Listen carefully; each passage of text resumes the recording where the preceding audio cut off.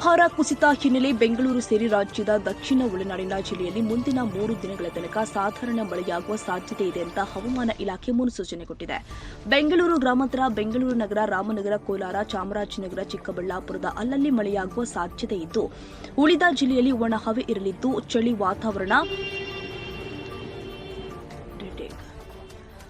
ವಾತಾವರಣ ಮುಂದುವರಿಯಲಿದೆ ಅಂತ ನಗರದಲ್ಲಿ ಹವಾಮಾನ ಇಲಾಖೆ ತಜ್ಞ ಸಿಎಸ್ ಪಾಟೀಲ್ ತಿಳಿಸಿದ್ದಾರೆ. ಮಂಡ್ಯ, ಮೈಸೂರು, ಚಾಮರಾಜನಗರ, ತುಮಕೂರು, ಹಾಸನ, ಚಿಕ್ಕಮಗಳೂರು, ಚಿತ್ರದುರ್ಗ, ದಾವಣಗೆರೆ, ಶಿವಮೊಗ್ಗ ಮತ್ತು ವಿಜಯನಗರ ಜಿಲ್ಲೆಯಲ್ಲಿ ಒಣಹವೆ ಇರಲಿದ್ದು ಚಳಿಗಾಲ ವಾತಾವರಣ ಮುಂದುವರಿಯಲಿದೆ ಅಂತ ಹವಾಮಾನ ಇಲಾಖೆ ಮುನ್ಸೂಚನೆ ಕೊಟ್ಟಿದೆ. ಇನ್ನು ಉತ್ತರ ಒಳನಾಡಿನ ಕೆಲವು ಜಿಲ್ಲೆಯಲ್ಲಿ ವಿಪರೀತ ಚಳಿ ಇರಲಿದ್ದು ಈ ಹಿನ್ನೆಲೆ ಯೆಲ್ಲೋ ಅಲರ್ಟ್ ಅನ್ನು ಘೋಷಣೆ ಮಾಡಲಾಗಿದೆ. ಕರ್ನಾಟಕ ರಾಜ್ಯದ ಹವಾಮಾನ ಮುನ್ಸೂಚನೆ. ನಾನು ಸಿಎಸ್ ಪಾಟೀಲ್, ವಿಜ್ಞಾನಿ, ಹವಾಮಾನ ಕೇಂದ್ರ, ಬೆಂಗಳೂರು.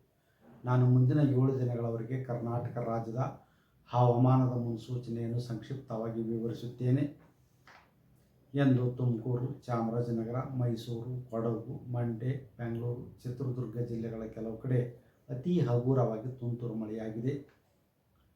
ಬೆಂಗಳೂರಿನಲ್ಲಿ ಇಂದು ಗರಿಷ್ಠ ಉಷ್ಣಾಂಶ 24 ಡಿಗ್ರಿ ಸೆಲ್ಸಿಯಸ್ ಹಾಗೂ ಕನಿಷ್ಠ ಉಷ್ಣಾಂಶ 16 ಡಿಗ್ರಿ ಸೆಲ್ಸಿಯಸ್ ದಾಖಲಾಗಿದೆ.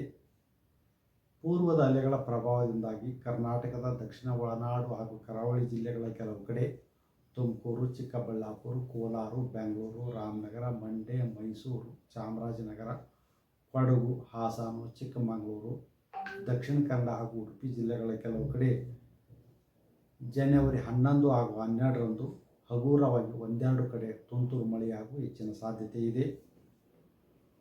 ಕರಾವಳಿ ಹಾಗೂ ದಕ್ಷಿಣ ಒಳನಾಡಿನ ಜಿಲ್ಲೆಗಳಲ್ಲಿ ಜನವರಿ 13ರಿಂದ ಜನವರಿ 17ರವರೆಗೆ ಒಣ ಹವೆ ಮುಂದುವರಿಯುವ ಹೆಚ್ಚಿನ ಸಾಧ್ಯತೆ ಇದೆ. ಉತ್ತರ ಒಳನಾಡಿನ ಜಿಲ್ಲೆಗಳಲ್ಲಿ ಜನವರಿ 11ರಿಂದ ಜನವರಿ 17ರವರೆಗೆ ಒಣ ಹವೆ